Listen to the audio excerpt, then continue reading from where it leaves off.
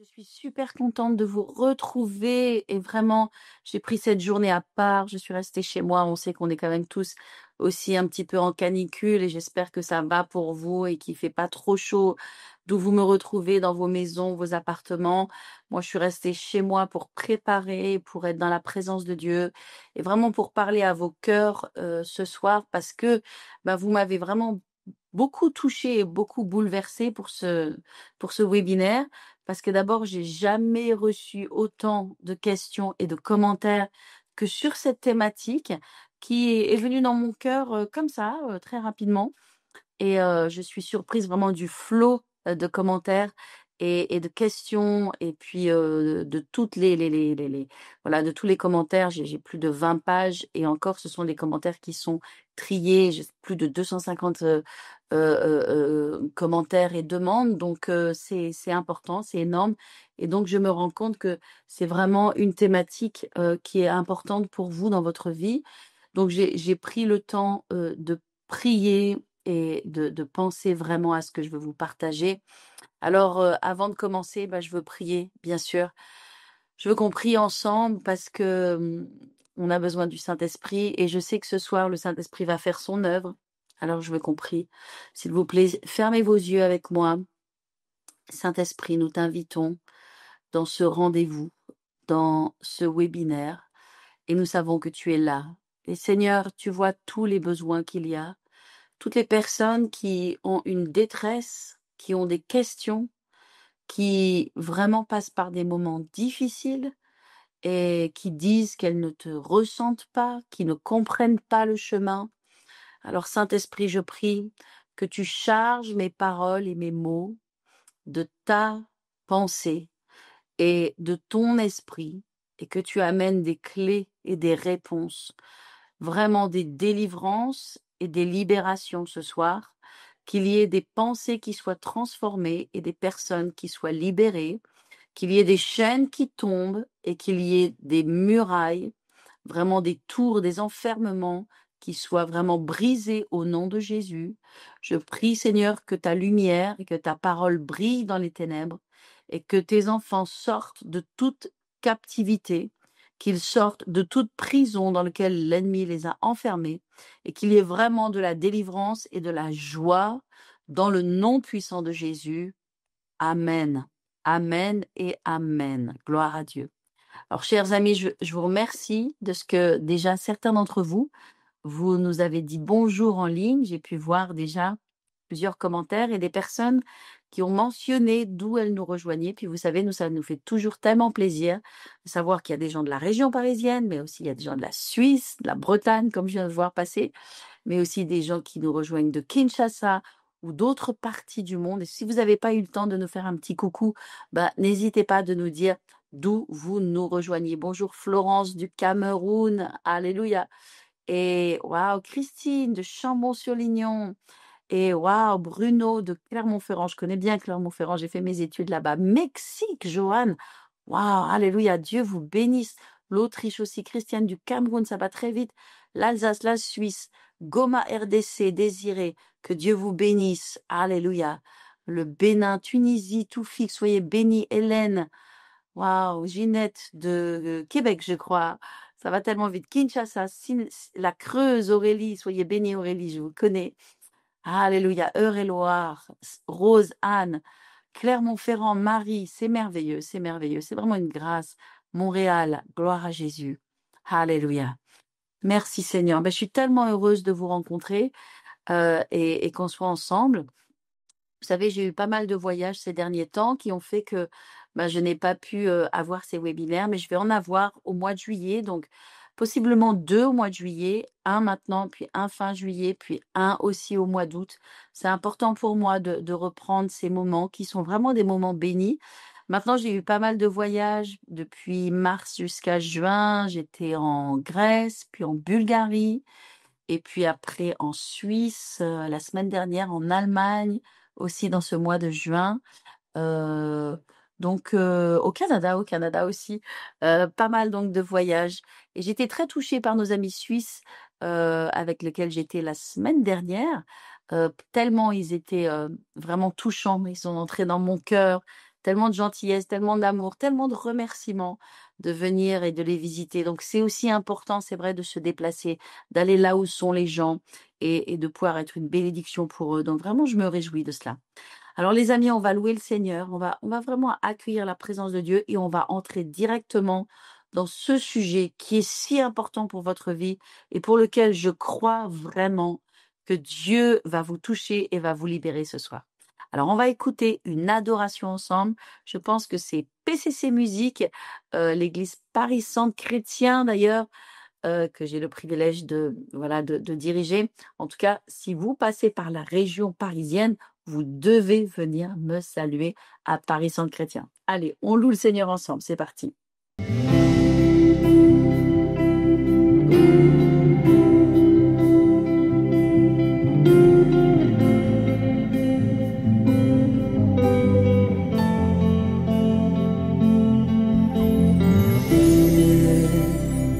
Je n'ai qu'un désir, être près de toi et sentir tes bras.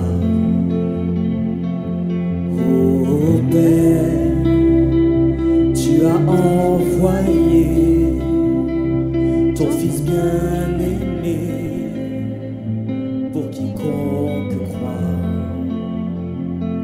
Saint-Esprit qui donne vie, ranime en moi ce feu pour toi. Saint-Esprit, viens par ta pluie, rafraîchis-moi et envoie un souffle nouveau.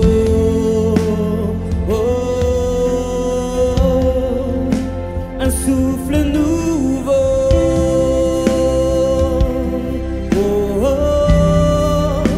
un souffle nouveau,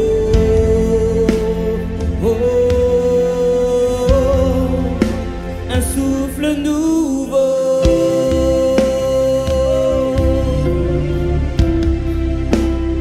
Chantons, Père.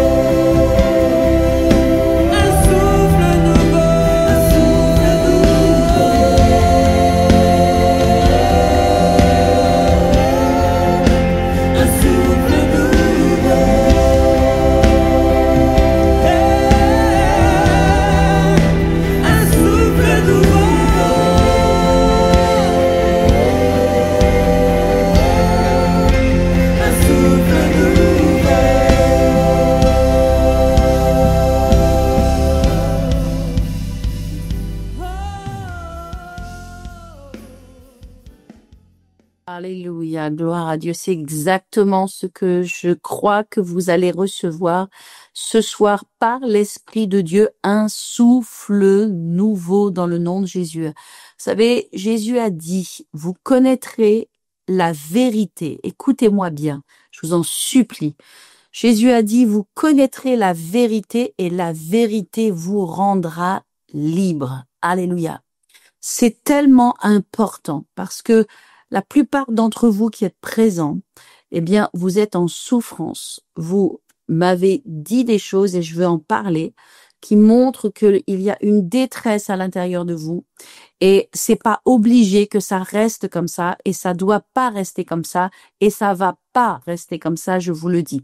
Maintenant, je veux revenir un petit peu sur les commentaires que vous m'avez envoyés parce que en fait, dans ces centaines de commentaires que je reçois, eh bien, il y a vraiment des commentaires, tous les commentaires se rejoignent.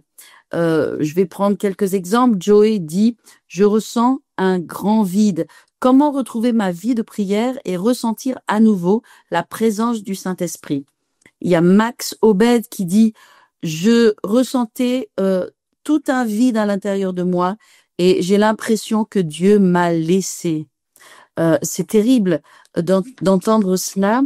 Ada dit pourquoi Dieu paraît si silencieux alors que je prie au nom de Jésus pour qu'il me vienne en aide. Il y a tellement de commentaires, ils sont très similaires. Pauline dit comment retrouver le feu pour la vie de prière et comment faire pour que mon cœur batte à nouveau pour Jésus.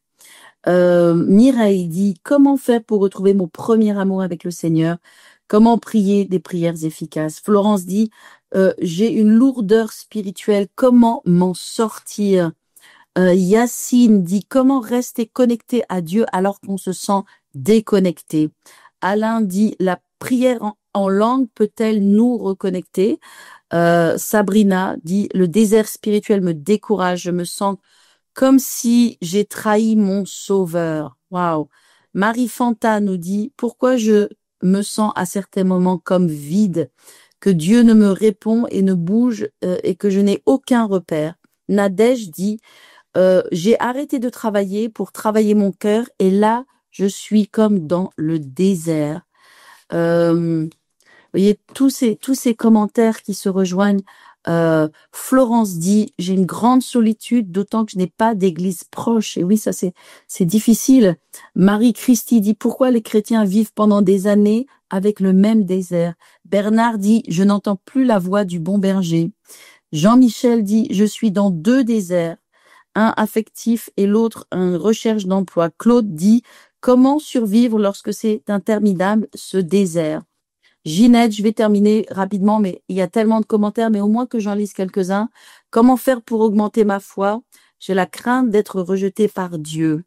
Ghislaine dit, je ne trouve plus l'intimité avec Dieu depuis 2 ans. Chloé dit, je passe actuellement par un désert avec Dieu. Comment puis-je patienter sans m'égarer du chemin? Et je vais terminer avec cela. Martine qui dit, je ne ressens plus l'onction de Dieu sur moi. Arnaud, doit-on s'attendre à plusieurs temps de sécheresse ou est-ce possible d'aller simplement de gloire en gloire? Alléluia, j'aime votre question Arnaud. Marie dit, comment savoir si le Saint-Esprit est toujours avec nous? Et Rod, et je termine, Rod, pourquoi Dieu permet que ceux qui le craignent subissent des moments compliqués dans la vie? Waouh! Donc, vous savez, je pense qu'il y a une grande similitude avec toutes ces questions. J'en ai tellement, mais moi, je veux vous répondre. Alors, la première chose que j'aimerais vous dire, on comprend que vous souffrez de symptômes et je veux très rapidement faire un petit peu l'inventaire de ces symptômes que vous avez, que vous ressentez, un sentiment d'éloignement de Dieu, ce sentiment de chercher Dieu, mais de ne pas le retrouver comme avant, peut-être lire sa Bible, mais avoir l'impression que le ciel est fermé, sentir que Dieu est silencieux ou distant. Ça, c'est le premier symptôme. Vous avez un autre symptôme, c'est une perte de passion, d'élan spirituel. Avant, j'étais en feu pour Dieu. Maintenant, je ressens plus les choses. Certains d'entre vous, vous ressentez peut-être une fatigue, une lassitude. Je me force un peu à prier, aller à l'église, mais j'ai l'impression que je fais les choses par habitude. J'ai pas une connexion réelle. Certains, vous avez un sentiment d'abandon, d'incompréhension. Pourquoi Dieu est silencieux dans cette situation? Je passe par un moment difficile, mais j'ai l'impression qu'il n'est pas là. D'autres personnes ressentent du doute, de la confusion. C'est ce que l'on appelle, c'est ce que les gens appellent, en tout cas, voilà, traverser un désert spirituel. Quelqu'un dit, voilà, le sentiment d'une fatigue, doute, confusion, ok, se remettre en question, remettre en question l'amour de Dieu, remettre en question notre appel, voilà. Ou bien, il peut y avoir un sentiment de crise existentielle. Pourquoi Dieu ne me parle plus? Je suis dans un flou spirituel. Et dernièrement, il peut y avoir un sentiment d'avoir des attaques mentales et des attaques spirituelles par le découragement, des pensées de rejet et des tentations. Ok, bon, allez, on y va, on va en parler. Alors c'est très très important que je vous dise que dans la Bible, les amis, cette expression que j'ai utilisée, évidemment, pour qu'on ait ce webinaire, de désert spirituel n'existe pas. Quand même très important, c'est une expression que nous avons créée pour essayer d'exprimer un sentiment, un malaise, quelque chose que l'on ressent, mais cette expression, elle n'existe pas. Alors, la première chose, et possiblement une des choses les plus importantes que je veux vous dire ce soir, c'est que Dieu ne nous conduit pas dans un désert spirituel. Jamais, jamais, jamais, jamais. Ce n'est jamais la volonté de Dieu de nous conduire dans un désert spirituel. Ce n'est pas son plan que nous expérimentions des déserts ou des sécheresses ou des mal-être. Dieu n'est pas là pour nous punir, il n'est pas là pour essayer, au travers de choses difficiles, de nous apprendre quelque chose. Il n'est pas en train d'essayer de nous donner des leçons et de nous faire grandir en étant, en usant de nous priver de sa présence, de nous priver de son amour, ou en nous envoyant des épreuves, ou en nous envoyant de la maladie, ou en nous envoyant toute espèce d'épreuve. Donc ça, c'est vraiment fondamental. Vous savez, il y a de nombreuses églises, il y a de nombreuses dénominations, il y a énormément de gens qui aiment Jésus, qui sont des chrétiens, bien sûr, qui aiment Jésus, mais qui sont dans différentes églises et qui entendent différents enseignements. C'est pourquoi je crois tellement dans l'importance de l'école biblique qui va fonder les gens sur la parole de Dieu. Et je crois, hélas, qu'il y a beaucoup de gens qui enseignent la parole, mais qui ne comprennent pas l'amour de Dieu, qui ne comprennent pas la personne de Dieu et qui enseignent des dogmes, qui enseignent des doctrines et souvent des faux enseignements et surtout des fausses images à propos de Dieu. Et c'est dramatique dans la vie des croyants parce que les enfants de Dieu vont vivre avec des condamnations, avec des sentiments de culpabilité, avec des sentiments que Dieu n'est pas là pour eux, que Dieu n'est pas à leur côté. Et c'est terrible parce qu'ils vont vivre vraiment des moments difficiles parce qu'ils n'ont pas le bon enseignement et ils n'ont pas la bonne doctrine. Alors, peut-être vous direz, oui, mais ce que je ressens, je le ressens. Oui, oui, ce que tu ressens, tu le ressens. Mais quand tu as le véritable enseignement de la parole de Dieu, que tu es fondé sur vraiment la connaissance de qui Dieu est, ce que tu ressens va changer et tu vas entrer vraiment dans la lumière, tu vas entrer dans la vérité de la parole de Dieu et expérimenter véritablement une délivrance par rapport de mensonges dans lequel Dieu te tient. Alors j'ai pas mal de choses à vous dire.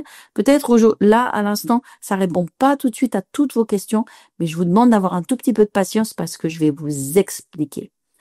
Donc Dieu ne nous conduit pas dans un désert spirituel, c'est vraiment la première chose que vous avez besoin de savoir. Ce n'est pas son plan que vous expérimentiez ce genre de souffrance, ce genre de sentiments. Il n'est pas dans ces sentiments et cela ne vient pas de Dieu. Ok? Vous me direz, oui, mais quand même, il y a des déserts dans la Bible et il y a des personnages extrêmement importants dans la parole de Dieu. Et oui, Nicole, vous avez raison. Il y a des personnages extrêmement importants dans la parole de Dieu qui ont traversé des déserts et qui sont allés dans le désert. Alors Jésus, le premier, bien sûr, le plus important, Jésus, il a été conduit dans le désert pour un jeûne de 40 jours. Et si vous regardez dans la Bible, dans Luc 4, la Bible nous dit que Jésus a été rempli du Saint-Esprit et il a été conduit par l'Esprit dans le désert. Donc la première chose, c'est qu'il était rempli du Saint-Esprit et que le Saint-Esprit n'était pas loin de lui et que le Saint-Esprit ne l'a jamais quitté et que le Saint-Esprit était avec lui dans le désert. Le désert dans lequel Jésus est allé n'a jamais été un désert spirituel. Il est allé dans un désert physique dans lequel il s'est mis à part et dans lequel il a approfondi sa relation avec Dieu. Et dans tous ces 40 jours de désert, il était dans une communion parfaite avec Dieu. Il n'était pas abandonné par Dieu. Jamais il n'a dit dans ce désert, où es-tu Dieu? Le seul moment du ministère de Christ, depuis son enfance, lorsqu'il avait 13 ans, on l'entend parler déjà avec les sages, avec les religieux, jusqu'à sa mort, le seul moment où Jésus a senti qu'il était seul, ça a été à Gethsémani, sur la croix aussi, quand il a dit Élie, Élie, lama sabachthani. Donc lorsqu'il est passé et qu'il est devenu péché pour nous, à ce moment précis-là, bien sûr, le péché l'a séparé de Dieu, il a porté notre jugement, notre condamnation, n'est-ce pas? Et comme bien même Dieu était là, et il était là, mais il a vécu une véritable souffrance, une véritable séparation à cause de nos péchés. Et donc, à ce moment-là, Jésus a dit, Père, Père, pourquoi m'as-tu abandonné? Élie, Élie, lama sabachthani. Et donc, il a vécu la croix et puis il nous a donné la rédemption. Mais sinon, durant tout le temps de sa vie, et quand Jésus était dans le désert, jamais Jésus n'a été séparé de Dieu et du Père. Au contraire, les anges étaient là, on voit que les anges étaient là et qu'ils étaient prêts à le servir à l'instant même où son jeûne serait terminé. Immédiatement, les anges étaient là, la présence de Dieu était là. Jésus a été tenté par Satan, mais justement, cette puissance spirituelle qu'il avait dans ces 40 jours de jeûne, qui n'étaient pas 40 jours de désert, mais 40 jours de jeûne mis à part dans le désert, eh bien, il avait cette puissance spirituelle pour identifier les mensonges de l'ennemi, pour les détruire ces mensonges de l'ennemi. Donc, Jésus n'est pas passé par un désert spirituel. Jésus est allé dans le désert. Il a vraiment approfondi son appel, sa relation avec Dieu. Il a été dans une communion profonde parce que dans un jeûne et prière, on prie et on est en communion avec Dieu. On se retire, n'est-ce pas, pour approfondir et dans un discernement très puissant et une autorité très puissante pour détruire les tentations de l'ennemi. Et donc, voilà, Jésus n'était pas dans un désert. Les Hébreux, vous me direz, eh bien, ils sont passés par le désert. Dieu les a amenés dans le désert. À nouveau, là aussi, Dieu les a amenés dans le désert. Et le but de ce désert n'était pas de les détruire dans le désert, n'était pas qu'ils restent dans le désert, n'était pas qu'ils soient abandonnés par Dieu dans le désert. Ils ont été conduits dans le désert, mais Dieu était avec eux dans le désert. Vous voyez, tous les gens qui me parlent de ce désert ont ce sentiment que Dieu n'est pas avec eux et ils ne ressentent plus Dieu. Quand les Hébreux sont allés dans le désert, tout de suite, immédiatement, non seulement ils avaient l'homme de Dieu, Moïse, qui était avec eux, bien sûr, qui représentait Dieu, qui représentait Jésus, le Père plutôt. En tout cas, c'était l'homme de Dieu qui les guidait. Mais ils étaient dans ce désert. Immédiatement, il y a eu la colonne de feu, il y a eu la colonne de nuée, qui était la présence de Dieu, qui était la gloire de Dieu, qui était aussi la protection de Dieu, qui était aussi la conduite de Dieu. Et ils n'étaient absolument pas seuls dans ce désert.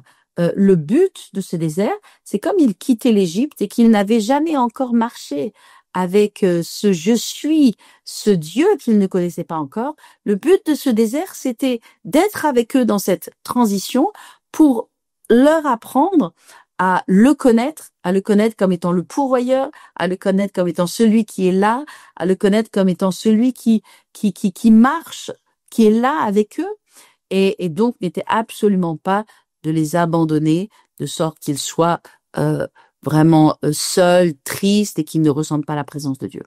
Donc, c'est très important de comprendre que Dieu ne nous amène pas dans des déserts pour qu'on se sente seul, qu'on se sente abandonné et qu'on soit désespéré. Vous savez, nous sommes des enfants de Dieu. Nous sommes ses enfants chéris. Nous avons été créés pour le plaisir de Dieu. Nous avons été créés pour son bonheur.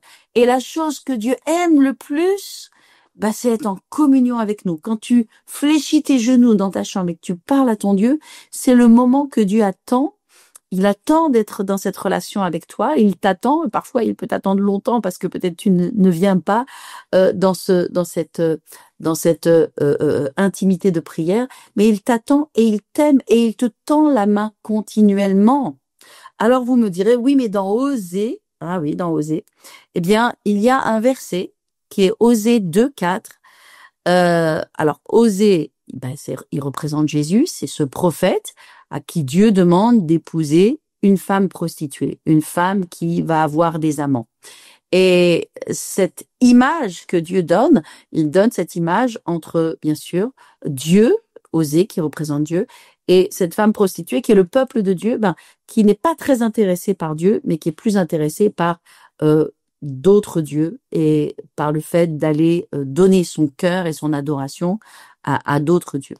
Et Dieu en souffre parce que Dieu, il aime ses enfants, il veut son peuple, et donc il va dire à cette épouse dans Osée 2:14, il dit « C'est pourquoi, voici, je veux l'attirer et la conduire au désert, et là, je parlerai à son cœur. » Eh bien, on voit que le seul moyen que Dieu a pour parler à son épouse, c'est de la couper de ses amants, de la couper de ses idoles, de la couper de la vie dans laquelle elle est, de l'amener dans un lieu à part, en l'occurrence ici qui est un désert, mais pas pour que ce soit un désert spirituel, absolument pas pour que ce soit un désert spirituel, mais que ce soit un lieu séparé du monde, séparé des idoles et des amants, et donc que ce soit un lieu dans lequel Dieu va lui parler.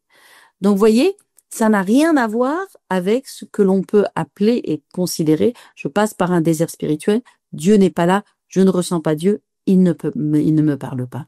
Qu'est-ce que je suis en train de vous dire? Je suis en train de vous dire que Dieu ne nous appelle pas, ne nous amène pas dans des déserts spirituels, cela ne vient pas de lui.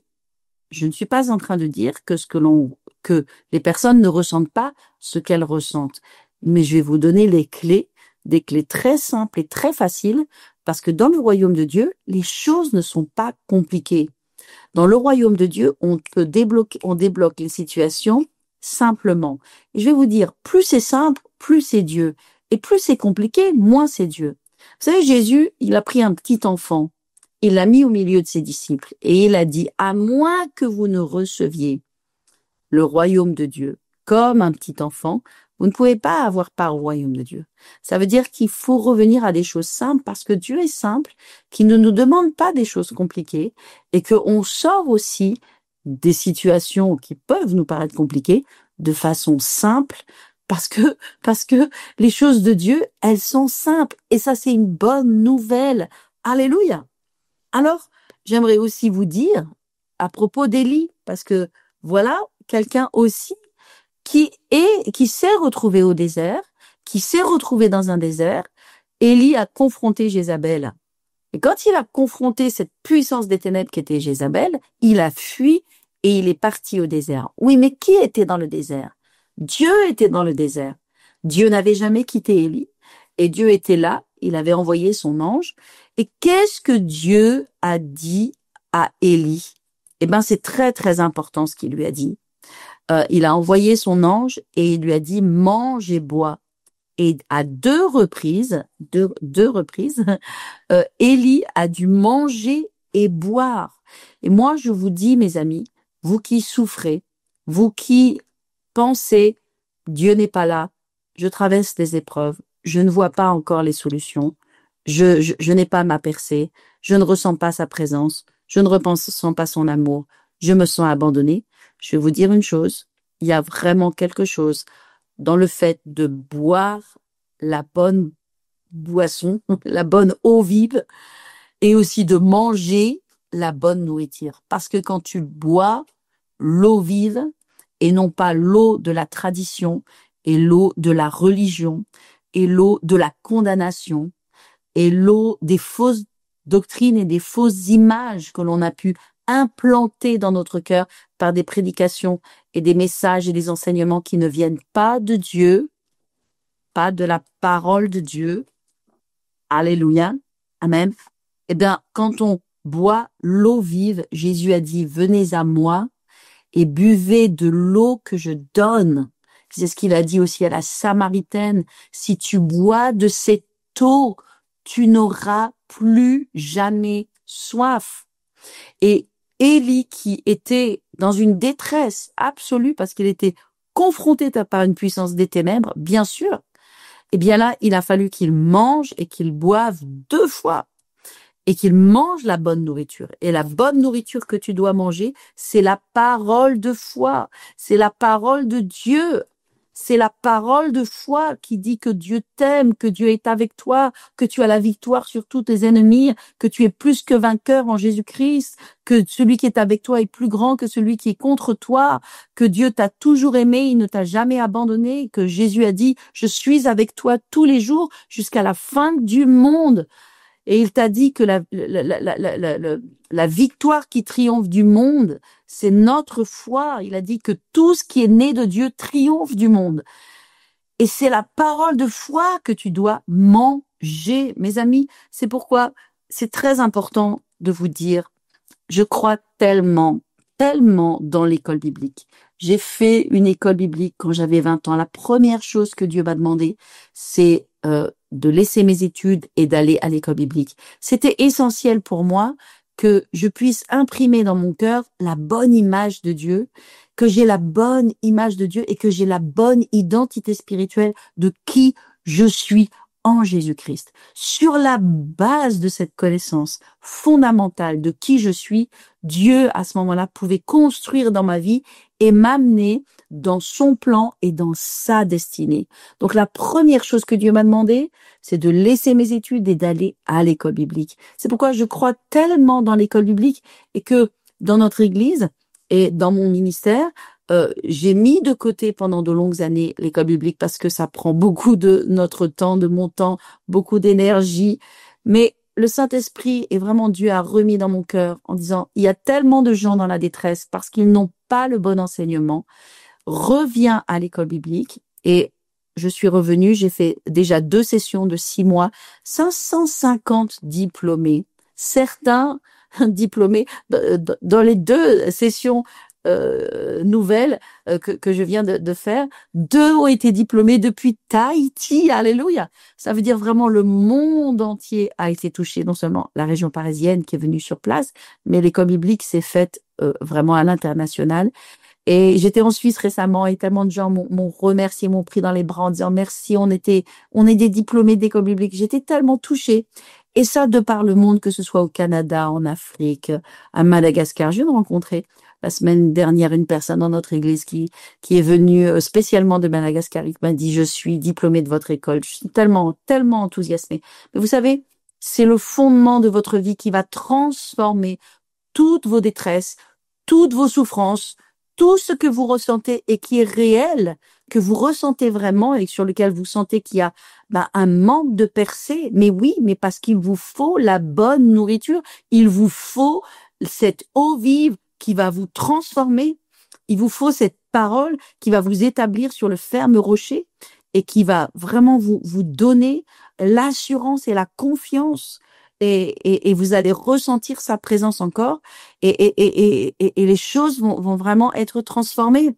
Alors, Élie, voilà, je disais, Élie, il a dit, voilà, il a mangé, il a bu et il a été régénéré, il a couru, il a continué dans sa destinée. Vous savez, le psaume 23 dit que Dieu ne nous conduit pas au désert. Le psaume 23 dit, l'Éternel est mon berger, je ne manquerai de rien et il me fera reposer dans de verts pâturages. Il ne te fera pas reposer dans des lieux arides. Il ne te fera pas reposer là où c'est un désert, là où c'est de la souffrance, où il y a des scorpions, des serpents et de l'aridité. Non, il te conduit. Il te fait reposer dans des verts pâturages et il te conduit vers des eaux paisibles. Donc là où Dieu veut te conduire, le Saint-Esprit là où il veut te conduire, c'est dans des verts pâturages, là où tu te sens bien, malgré les circonstances. Tu dis, oui, mais j'ai des épreuves dans ma vie. Tu peux traverser les épreuves tout en ayant la paix et la joie. Et tout cela, ça vient de la foi et de la parole de Dieu qui est ensemencée dans ton cœur. Les épreuves, on en a tous.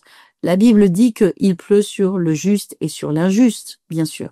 Donc tout le monde traverse des moments difficiles. Parfois, on a des mauvaises nouvelles, des mauvais diagnostics.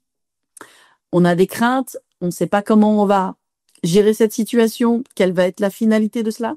Mais quand on a la parole de Dieu en nous, eh bien, cette parole de foi en nous, elle nous aide à naviguer au travers des difficultés de la vie. Et il y en a, et il y en a, et il y en a pour tout le monde. Il y en a dans ma vie, il y en a dans la tienne. Mais elle nous aide à traverser. Et je le sais de sources sûres, je le sais moi-même. Et vous le savez, j'ai perdu mon mari qui est quitté, qui est parti dans la gloire de Dieu, dans la présence de Dieu. Il y a plus de 12 ans de cela maintenant. Ça a été un moment incroyable à vivre, mais je l'ai vécu avec Dieu. J'ai vécu des moments extrêmement difficiles suite au moment où mon mari est parti, les 6 mois après cela, l'ennemi m'a vraiment regardé droit dans les yeux et m'a dit, je vais te finir et je vais finir ce ministère. Et j'ai eu le gouvernement contre moi, j'ai eu des attaques incroyables contre mon bâtiment d'église pour le faire fermer, etc. Et au travers de ces moments extrêmement difficiles, Dieu m'a dit, tu vas me bâtir une église. Comment est-ce que c'est possible? Est-ce que c'est possible? Mais c'est possible avec l'aide de Dieu et la grâce de Dieu. Et donc, dans un moment de détresse absolue dans lequel vous dites, OK, là, je vais pas pouvoir me relever de cela, Dieu vient dans la détresse et t'amène dans une dimension supérieure. Et c'est ce que Dieu fait et c'est ce qu'il va faire dans ta vie. OK? Alors, c'est très important de parler de la bonté de Dieu. J'aimerais te partager un psaume. Si tu es dans cette détresse, lis le psaume 116. Vraiment, je te le donne de la part du Seigneur. Alors, le psaume 116, je vais te le lire rapidement. J'aime l'Éternel car il entend ma voix et il entend mes supplications. Car il a penché son oreille vers moi et je l'invoquerai toute ma vie. Les liens de la mort m'avaient environné et les angoisses du sépulcre m'avaient saisi. J'étais en proie à la détresse et à la douleur, mais j'ai invoqué le nom de l'Éternel. Ô Éternel, sauve mon âme. L'Éternel est miséricordieux et juste. Notre Dieu est plein de compassion. Il garde les simples. J'étais malheureux, mais il m'a sauvé. Mon âme est retournée au repos et l'Éternel m'a fait du bien.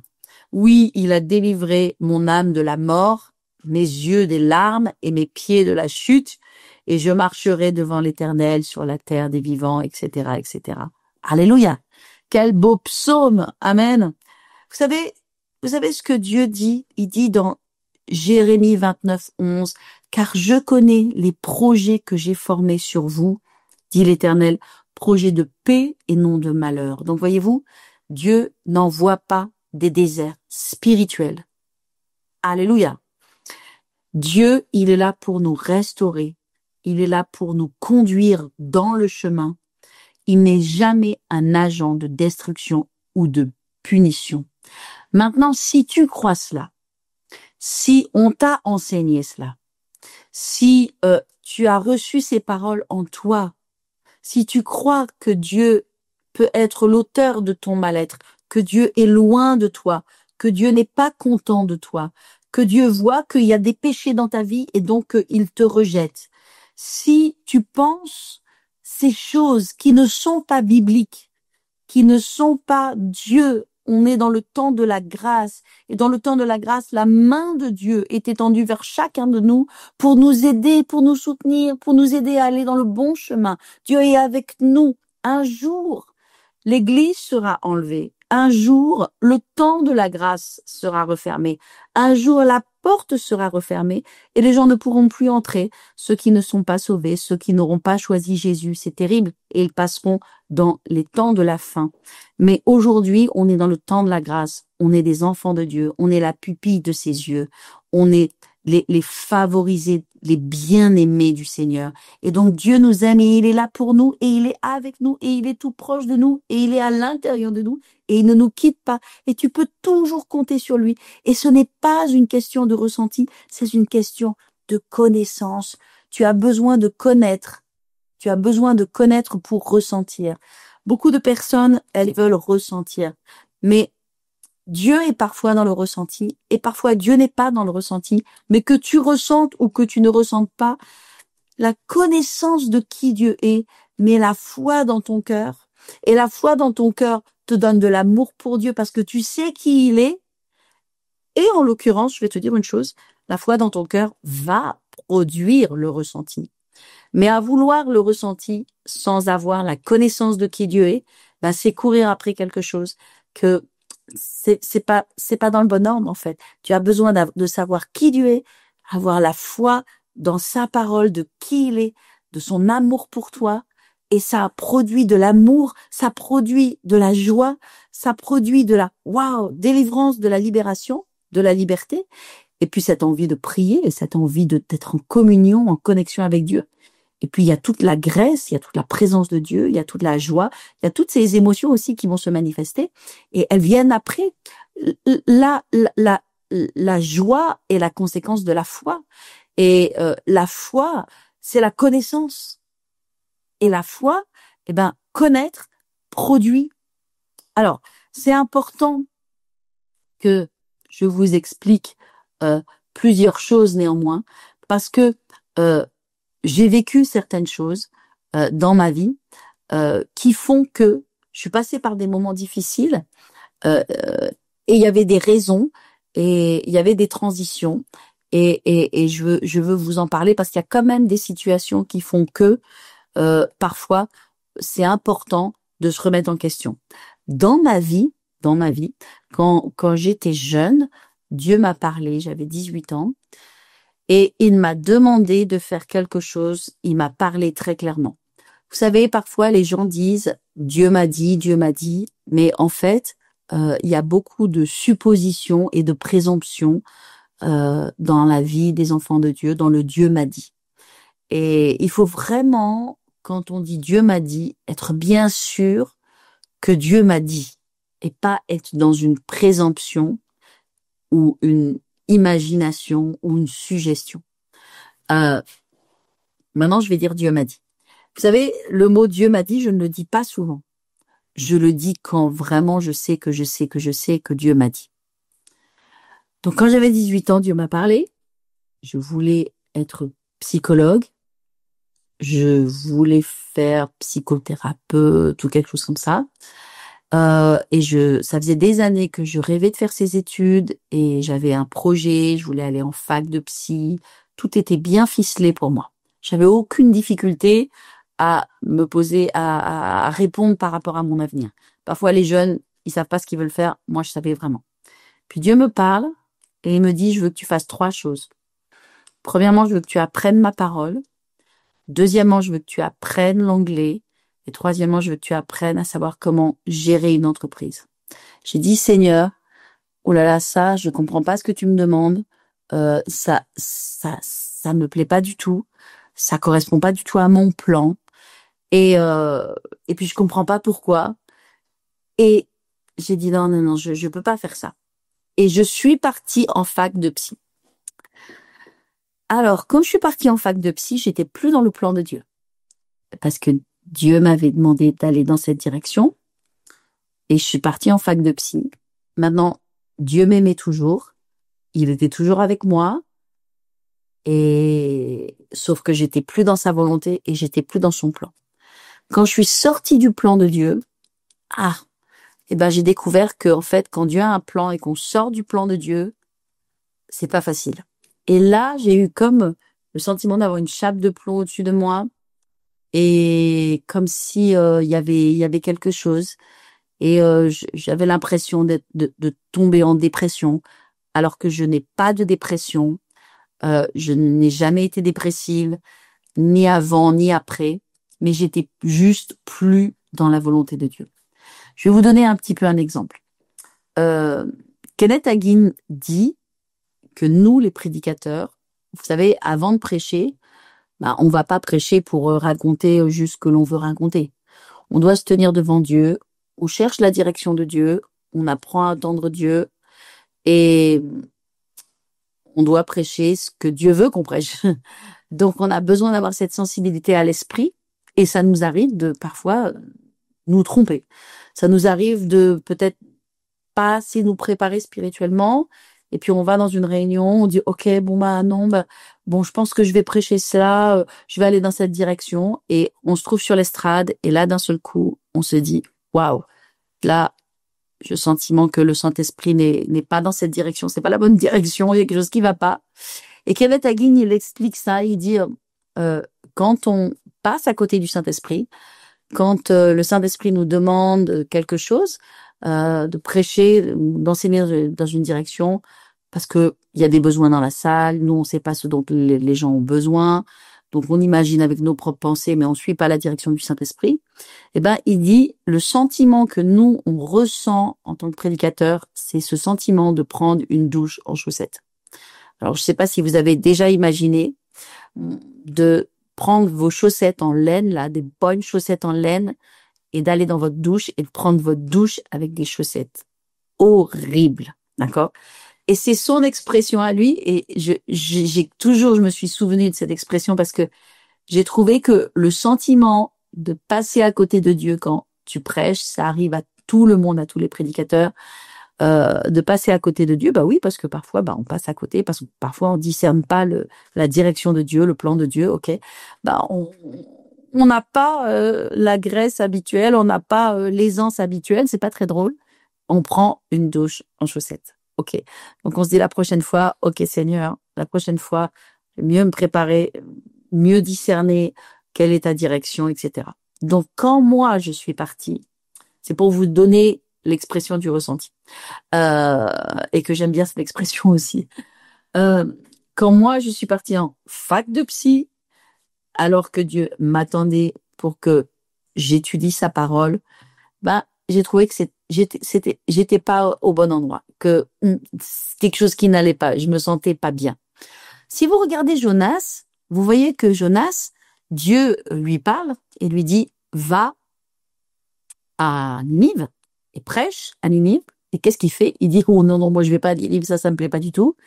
Et il dit ok, moi je vais à Tarsis. Et donc qu'est-ce qui se passe? Il va à Tarsis, il va au fond d'un bateau.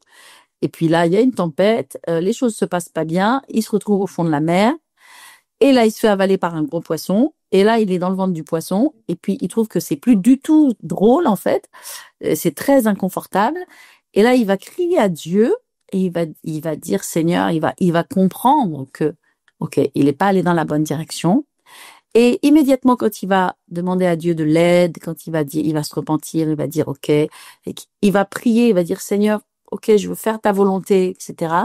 Et ben, immédiatement, le poisson va le recracher sur le rivage de Ninive, et oui, voilà, dans la bonne direction, et il va prêcher le bon message, et la ville va être sauvée. Alléluia, gloire à Dieu.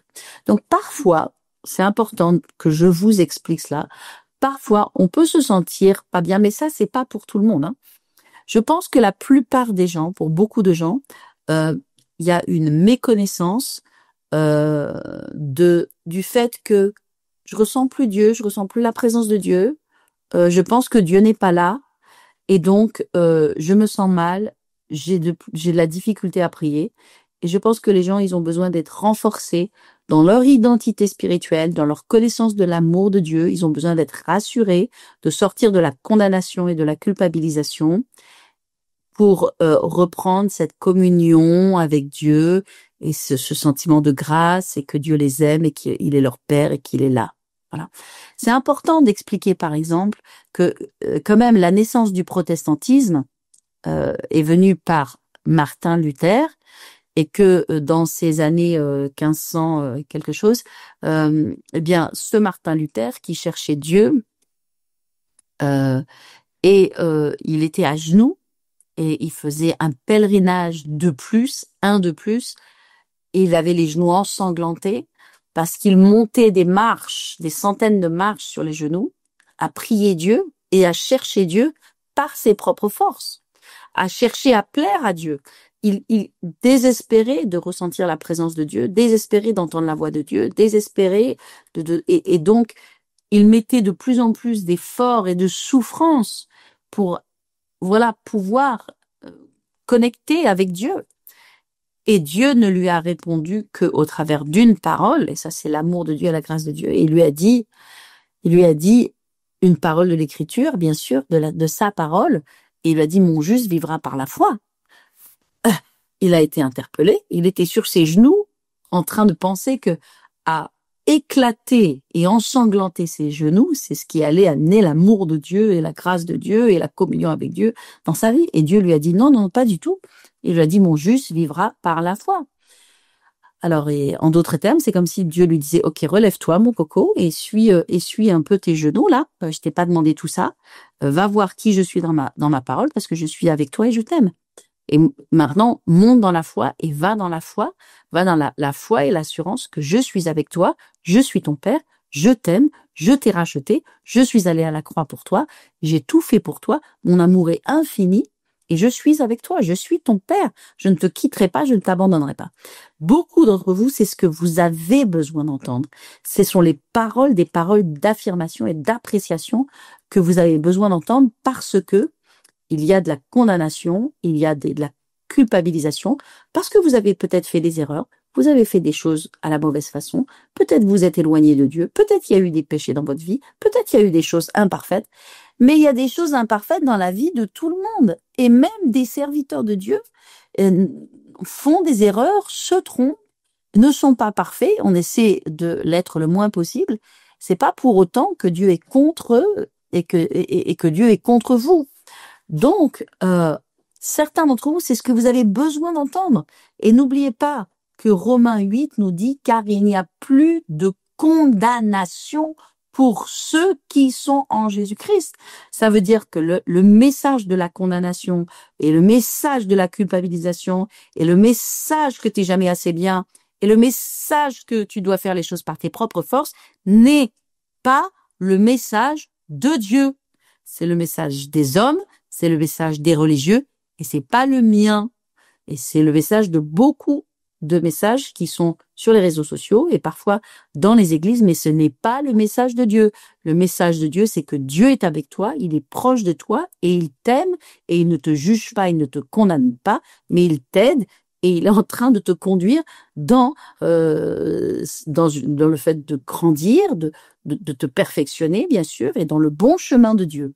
Car Dieu n'a qu'un bon chemin pour toi et il va te donner la victoire dans tes épreuves. Et même s'il y a des choses qui sont longues à venir, il va te donner la victoire. Vous savez, quand mon mari est parti, regardez, écoutez-moi bien. Si je vais vous donner cette parole qui va vous encourager. Quand mon mari est parti et que j'ai eu toutes ces épreuves avec mon bâtiment, Dieu m'a parlé de façon exceptionnelle. Et il m'a dit de lui bâtir une église, de lui construire une église. Je suis une femme. Je n'ai plus mon mari. Je suis veuve. J'ai horreur de dire ça parce que mon mari est vivant au ciel et je ne me considère pas comme ça. Mais peu importe. C'est ce que je suis dans mon statut réel, humain, physique. Et donc, et j'ai une église à charge. Et j'ai un enfant à élever qui a 11 ans à l'époque. Et je suis dans une situation désespérée. Et Dieu me dit de lui bâtir une église. OK? Ça, il m'a dit cela, donc il y a plus de 10 ans maintenant. Et au travers de toutes ces... Louis, oui, c'est ça, mon fils Louis. Et au travers de toutes ces années, en fait, j'ai accompli le plan de Dieu. J'ai dû me battre. J'ai fait face à plein de géants. J'ai fait face à des tonnes de Goliaths. Moi et les personnes qui sont avec moi, qui m'ont aidé avec lequel on a travaillé dans ce grand projet. D'ailleurs, je vais vous le montrer dans quelques instants. Ce sera chouette de vous le partager. Mais dans ce grand projet, qui est un projet de construction d'une église à Paris, ça n'existe pas. Ça n'existe pas. Et pendant toutes ces années, j'ai eu des géants. Et chaque géant, ça a été une épreuve, mais chaque géant est tombé par la grâce de Dieu. Ça veut dire que les choses, elles sont pas venues facilement. Elles sont pas venues rapidement. Peut-être toi, tu dis, oui, mais voilà, j'ai un problème dans mon mariage. J'ai un problème dans mon travail. J'ai un problème pour mon avenir. Et j'ai pas encore la percée. Bah oui, mais il y a des choses, elles viennent pas facilement. Il y a des choses qui est sur le chemin, qui doivent tomber. Et j'en suis l'exemple même. Je suis dans le plan de Dieu. Je suis dans la volonté de Dieu. Je suis en train de faire ce que Dieu me demande. Et néanmoins, j'ai des géants. Oui, mais mes géants vont tomber et ils tombent et ils sont tous tombés et ils vont tous tomber et le plan de Dieu va s'accomplir parce que je suis persévérante, parce que je sais que Dieu est avec moi et parce que aussi j'ai la foi que Dieu va abattre toutes mes montagnes. Amen. Moi et Dieu, on est la majorité. Et ça, c'est ce dont tu as besoin. Beaucoup d'entre vous m'avez écrit, oui, ça fait longtemps que j'ai pas la percée de ci, ça fait longtemps que j'attends que Dieu me réponde pour ça. Et là, c'est là qu'on a besoin de la parole de foi. Vous voyez? Donc, c'est important. La plupart des gens, ils ont besoin de cette parole de foi et de cette affirmation de qui est Dieu et de leur identité. Mais il y a aussi des gens dans les déserts, ce qu'on appelle les déserts spirituels. Je le dis parce que les gens le disent, ce mot. Mais ce n'est pas un mot qui vient de la parole de Dieu. OK? Mais pour qu'on se comprenne bien. Il y a des gens, eh bien, ils passent par ces choses parce que ils sont plus dans le plan de Dieu. Alors Dieu n'est pas contre eux, mais Dieu essaie de leur montrer que peut-être, ils ont besoin de réajuster leur vie, ils ont besoin de revenir dans leur vie. Certains d'entre eux, comme moi, donc quand je suis partie en fac, voilà, je vous ai donné cet exemple pour vous aider, que parfois on peut être à l'extérieur du plan de Dieu, on n'est plus dans le plan de Dieu, on a pris des décisions, on a claqué la porte à un certain nombre de choses, on a décidé de faire comme ci, comme ça. On n'est plus dans le plan de Dieu, on n'est pas bien. On se sent pas bien. Il faut prier, il faut demander de l'aide à Dieu et Dieu va nous conduire. Et il faut se repentir parfois. OK, on se repent et Dieu entend notre prière et une prière suffit et on revient sur nos pieds. Maintenant, il y a des personnes aussi qui se sentent comme ça parce que il y a eu du péché dans leur vie et peut-être il y en a encore. Le péché, c'est vrai que et particulièrement certains péchés, ils nous empêchent d'être en communion avec Dieu. Alors c'est nous qui avons de la difficulté à nous connecter à Dieu et non pas Dieu qui a de la difficulté à se connecter à nous. C'est nous qui faisons que au travers de certaines choses, on se sent pas bien d'aller prier, on se sent pas bien d'aller vers Dieu. J'ai remarqué que parfois, lorsque les gens ils passent pas des épreuves ou quand ça va pas, ils préfèrent s'enfuir de Dieu plutôt que de se rapprocher de Dieu. Mais David n'était pas comme ça. David, lorsqu'il a péché, il a couru vers Dieu. Lorsqu'il a fait des erreurs, il s'est tourné vers Dieu. Il s'est jeté dans les mains de Dieu, dans les bras de Dieu. Donc quand tu n'es pas à la hauteur, quand tu fais des choses que tu n'es pas fier de toi, plutôt de t'éloigner de Dieu, de courir de Dieu, mais jette-toi dans ses bras, jette-toi dans les bras de ton Père. Et même si tu dois demander pardon 10 fois, parce que 10 fois ou 50 fois, tu fais encore les mêmes erreurs, demande à ton Père 50 fois, et il sera toujours là pour toi. Ne t'éloigne pas de ton Père. Donc, OK? Et il y a des personnes aussi qui se sentent loin de Dieu, parce que elles n'ont plus de temps pour Dieu. Et elles n'ont plus de temps d'entretenir, de construire cette communion. Et donc, elles se sentent loin de Dieu. Il y a du temps qu'à passer, il y a comme une distance, elles se sentent distancées, alors que ce n'est pas la vérité parce que Dieu est proche de toi.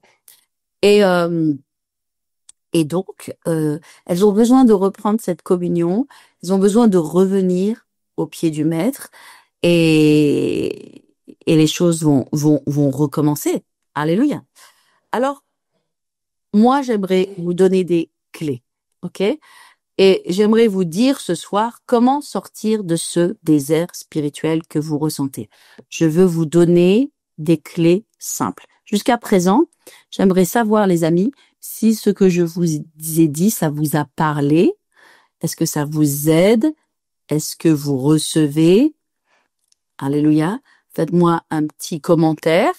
Ce serait super. Gloire à Dieu. Alléluia. Amen. Amen, amen, amen. OK, merci. Merci à vous tous. Super. Tant mieux, tant mieux, tant mieux, tant mieux. Et je veux vraiment que vous soyez rassurés et je veux prier pour vous ce soir. Je vais pas vous laisser filer sans prier pour vous. Mais je veux que vous soyez rassurés parce que ce que vous ressentez n'est pas la vérité et il faut revenir à la vérité de la parole de Dieu et la vérité de la parole de Dieu, c'est ce qui va vous rendre libre. Alors, comment sortir de ce désert? Comment sortir de ce mal-être, de ce sentiment de ne pas être aimé, de ce sentiment d'être rejeté, d'être éloigné? Ok. Simplicité. D'accord? La première chose, c'est d'être simple. Avec Dieu, il faut revenir au fait d'être un petit enfant. Il ne faut pas compliquer. Un petit enfant, quand il fait une bêtise, il vient vers sa maman et il lui dit, j'ai fait une bêtise, maman. Ou son papa. Il n'a pas peur. Bien sûr, il n'est pas heureux, mais il s'enfuit pas, il ne s'éloigne pas parce que son père n'est pas un père fouettard, parce que son père va lui expliquer, son père va lui, voilà. Et donc, c'est ce que fait un petit enfant. D'accord? Alors, la simplicité pour sortir de ce désert, c'est simple. Il faut revenir vers papa, comme un enfant. Je vais vous dire une chose. Simplicité, authenticité et dialogue. Parler avec ton père. Moi, notamment dans mon église, il y a des personnes, et notamment des hommes, qui font plein de choses. Ils servent Dieu, ils font des choses, ils donnent leur temps, mais ils ont perdu la communion avec Dieu. Donc, vous savez, c'est pas le fait de faire qui fait que on a la communion avec Dieu. On est appelé à servir Dieu, tu es appelé à servir Dieu, bien sûr, mais l'intimité et le service sont deux choses différentes. En fait, le service devrait découler de l'intimité. Mais bien souvent, on se retrouve à servir. Servir, c'est passionnant. Servir, c'est super. Ça remplit notre cœur. Mais c'est pas pour autant qu'on a de l'intimité. Alors, il y a des personnes qui se trouvent dans un désert spirituel. À l'intérieur d'eux, c'est tout sec. Pourquoi? Ben parce qu'ils servent, parce qu'ils font des choses. Mais ils n'ont pas pris le temps de la relation avec Dieu. Ils n'ont pas pris le temps de bâtir l'intimité. Donc, il faut la reconstruire. Et je leur dis à ces personnes, j'ai parlé à 2-3 personnes récemment qui avaient ce problème, et je leur dis, écoutez, c'est tout simple. La première chose que vous avez besoin de faire, c'est de vous remettre à genoux au pied de votre lit. Quand il n'y a plus de prière, quand la vie spirituelle a disparu, quand on fait les choses mécaniquement, quand on va à l'église comme un robot, on sert, on fait plein de trucs, mais on sait que dans la vie personnelle et cachée, il n'y a plus rien. Ben, il faut recommencer, il faut revenir, ok, sans sentiment de culpabilité ni de condamnation. Mettre ces sentiments de côté, ok. Qu'est-ce qu'on fait? Il faut revenir simplement au basique. Tu remets tes genoux à terre. Quand tu te lèves le matin, la première chose que tu fais, aucun réseau social, aucun téléphone. Là, je suis en train de vous donner des clés. Je suis en train de vous donner la recette, la clé qui va ramener la communion et la relation avec ton Dieu. Ok? La première chose que tu fais, ton réveil il sonne, ok, super. Plutôt que de faire dérouler les réseaux sociaux, de regarder les news ou de faire je ne sais quoi, tu touches pas à ton téléphone. Même pas le droit de toucher ton téléphone. Tu te lèves et tu mets tes genoux au pied de ton lit. Et là, tu mets même pas une musique de ton téléphone. Tu prends ta jolie petite voix et simplement tu vas chanter au Seigneur un chant tout simple. Tout simple. Un chant que tu aimes bien chanter, un petit chœur, un petit cantique, un petit chant, que il y a même pas de louange, mais c'est pas grave. Tu vas commencer à dire, papa, mon père, tu es mon père. Je suis tellement contente de te retrouver aujourd'hui. Cette journée, je vais la vivre avec toi. Je t'aime, mon Seigneur, et je te loue. Tu es mon Dieu et j'en ai pas d'autre que toi. Et je sais que tu es avec moi. Je sais que tu m'entends. Je sais que tu es tout proche de moi. Tu dis des choses simples, toutes simples. Tu parles à ton papa, tu parles à ton père, tu fermes tes yeux et tu as ce moment avec lui. Peut-être au départ, tu vas lui parler 5 minutes. Puis le lendemain, 7 minutes. Puis après, 10 minutes. Après, peut-être, après avoir parlé à ton père, peut-être tu vas avoir un temps de prière plus intense. Peut-être tu vas avoir un temps d'intercession. Peut-être tu vas ajouter après un moment de prière en langue. Quelqu'un m'a posé une question très importante. Quelqu'un m'a dit, je voulais répondre à cette question, qui disait, c'était une question qui disait, pour ressentir la présence de Dieu et avoir à nouveau de l'intimité avec Dieu, est-ce que je dois prier en langue? Vous avez vu, je ne sais pas si vous en rappelez, j'ai partagé ce commentaire. La prière en langue est une prière extraordinaire. J'ai moi-même écrit un livre qui s'appelle 15 raisons de prier en langue. C'est une prière qui va édifier ton esprit, connecter ton esprit à l'esprit de Dieu, connecter ton esprit à la pensée de Dieu. Ça a des vertus exceptionnelles, mais la prière en langue n'a pas la vertu de l'intimité. Très important. La prière en langue n'a pas la vertu de l'intimité. La vertu de l'intimité, c'est avec le petit chant, le petit cantique que tu chantes au Seigneur de tout ton cœur, qui va plaire au cœur de Dieu, qui va réjouir le cœur de ton Père. Et ces simples paroles que tu vas parler à ton Père comme un enfant, et tu vas ressentir sa présence, et tu vas ressentir que Dieu n'est pas contre toi, mais qu'il est avec toi, qu'il est ton Père et qu'il t'aime, que son esprit est en toi et ne t'a jamais quitté, et que le lien et l'amour est là. Alléluia. Donc la prière en langue ne va pas créer l'intimité, mais c'est cette simple prière. Donc la clé pour sortir de ce sentiment enfermé, de cette prison, de ce désert, de cette captivité dans lequel tu te trouves, peut-être depuis plusieurs années, c'est de la simplicité, de l'authenticité et de la foi. D'accord?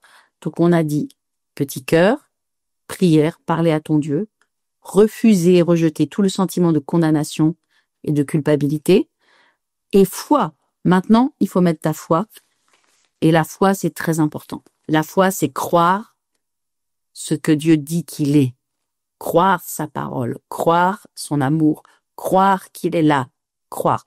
Alors tu peux prendre des versets, tu peux étudier les psaumes, tu peux étudier les paroles de Jésus dans les évangiles, tu peux étudier, et maintenant tu vas croire, tu vas faire confiance en Dieu.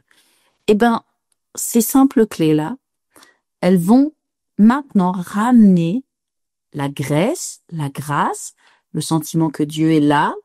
Peut-être tu vas sentir beaucoup de choses des jours, moins de choses d'autres jours, mais ça n'a aucune importance. Tu sais que tu es en communion avec Dieu, tu sais que Dieu est là.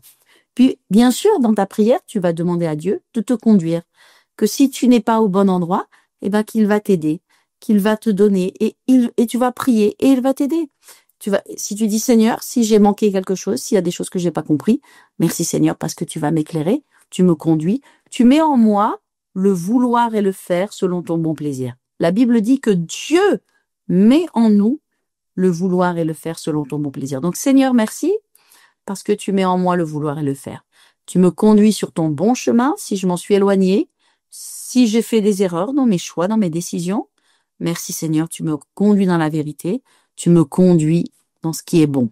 Je pense qu'une chose qui est très importante aussi, c'est de s'assurer qu'on a pardonné, parce que le pardon, c'est vraiment une clé de la vie spirituelle.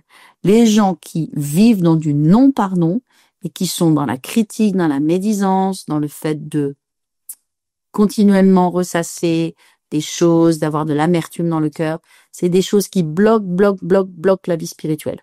Donc vraiment, les enfants de Dieu, les chrétiens, doivent réaliser qu'ils sont des pécheurs qui ont été pardonnés dans le but de eux-mêmes pardonner les autres. C'est ma définition. Ok? C'est une des meilleures que vous puissiez avoir. Les chrétiens sont des pécheurs qui ont été justifiés, pardonnés par Dieu pour pardonner aux autres. Si Dieu dit, nous qui sommes des pécheurs, nous avons été justifiés pour ne pas pardonner aux autres, ça marche pas. Donc la vie spirituelle va avoir des blocages très très sérieux, ça c'est sûr. Donc assure-toi que tu bénis tes ennemis, même si tu ressens pas que tu es guéri dans ton cœur, même si tu ressens pas que tu arrives à aimer cette personne, mais même par la foi. Le pardon est un acte de foi. Dire, Seigneur, je bénis ces personnes. Seigneur, je prie, je leur veux du bien. Je les bénis leur vie. C'est toi qui conduis leur vie. Seigneur, tu leur fais grâce. Moi, je les bénis. Je veux rien avoir dans mon cœur. Parfois, il faut le dire 1 fois, 2 fois, 10 fois, 100 fois.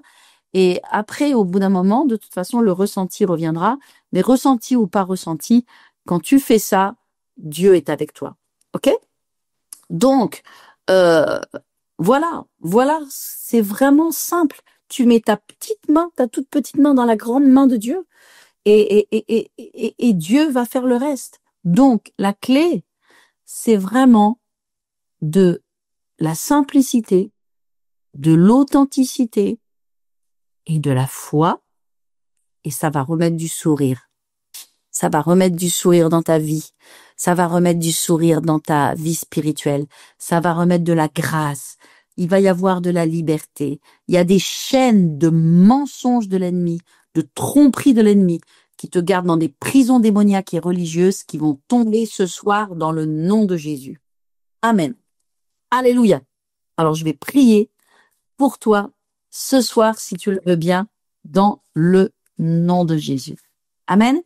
Mais avant qu'on prie, j'aimerais quand même vous montrer les petites choses dont je vous ai parlé ce soir. Euh, on peut revoir rapidement l'école biblique et aussi juste l'école biblique. On va revoir l'école biblique, je vais vous en parler et après je vais vous montrer mon projet qui n'est plus un projet, notre construction, parce que je veux le partager avec vous parce que ça c'est important. Allez, on y va.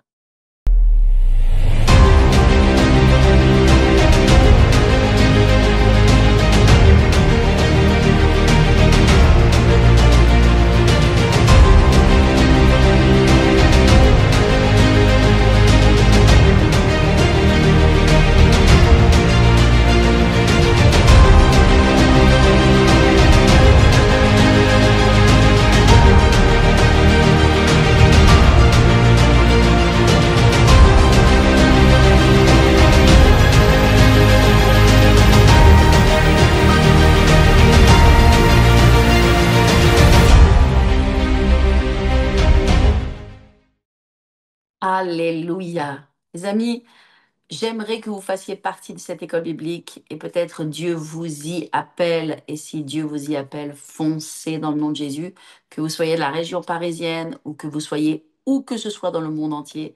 Cette école biblique, elle est à peu près sur 6 mois.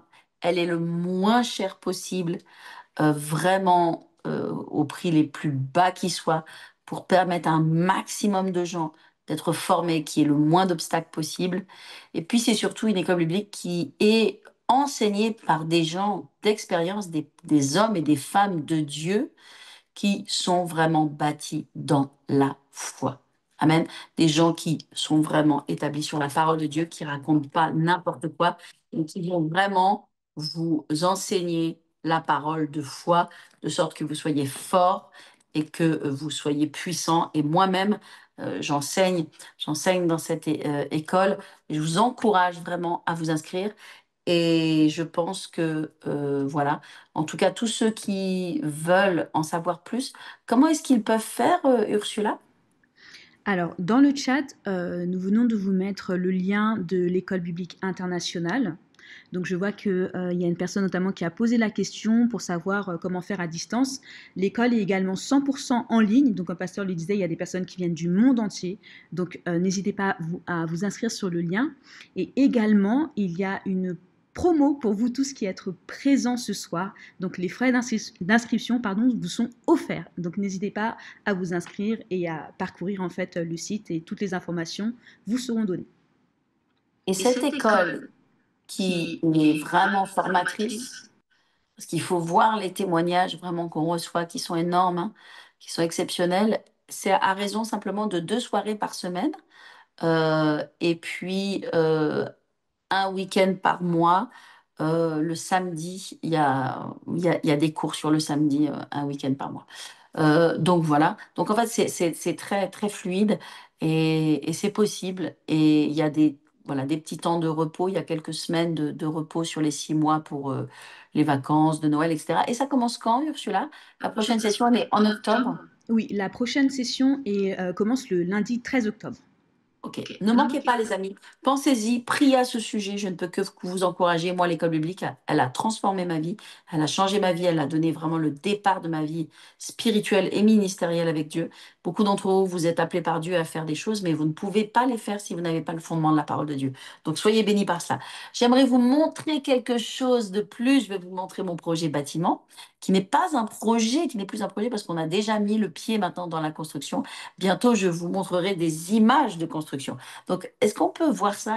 I have a dream that one day right now in Alabama, little black boys and black girls will be able to join hands with little white boys and white girls as sisters and brothers. I have a dream.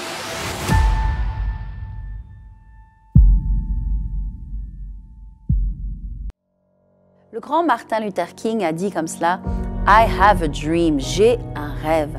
J'ai ce rêve que tous les petits enfants noirs et les petits enfants blancs puissent un jour se tenir par la main. Ce rêve est aujourd'hui accompli parce que c'est un rêve qui venait de Dieu. Et c'est ça la force d'un rêve qui vient de Dieu. Je crois que Dieu a un rêve pour la France et un rêve pour Paris, où tant de millions de vies ont besoin de la grâce de Dieu. Le prophète Joël a dit, c'est une multitude de multitudes qui se trouvent dans la vallée du jugement. Mais Dieu a ce rêve que toute personne soit touchée et atteinte par son amour.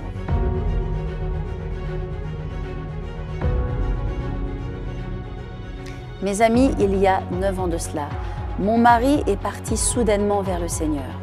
Et c'est dans ce moment le plus difficile, le plus sombre de ma vie, que Dieu m'a parlé et m'a dit de lui bâtir une église. N'est-ce pas Dieu? Cela ne ressemble-t-il pas à Dieu de nous parler, de nous appeler dans le moment finalement le plus sombre de notre vie? Depuis ce jour, Dieu a ouvert une porte extraordinaire pour que nous ayons un terrain de plus de 17 000 m² à la porte de Paris. C'est un miracle que seul Dieu a pu faire. Et maintenant, nous sommes prêts à bâtir pour sa gloire. Une église qui sera un phare dans la nation, qui sera un extraordinaire centre d'adoration, de formation, d'évangélisation, qui va littéralement conduire des milliers de vies à Christ.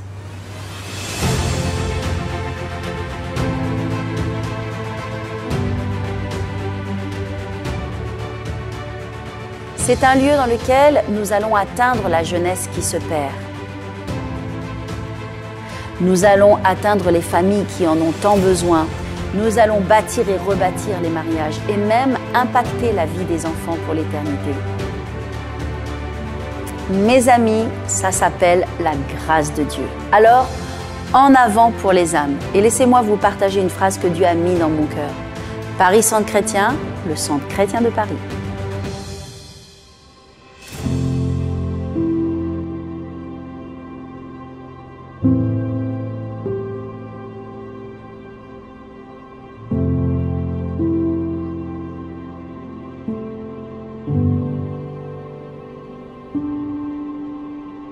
Je vous encourage à participer en faisant un don ou même en devenant partenaire. Quelle que soit la somme que vous voulez semer, que le Saint-Esprit vous dirige et surtout que Dieu soit glorifié et que vous soyez richement bénis en retour. Sachez une chose, que je vous aime et que je vous remercie déjà pour tout votre amour et votre soutien envers l'œuvre de Dieu.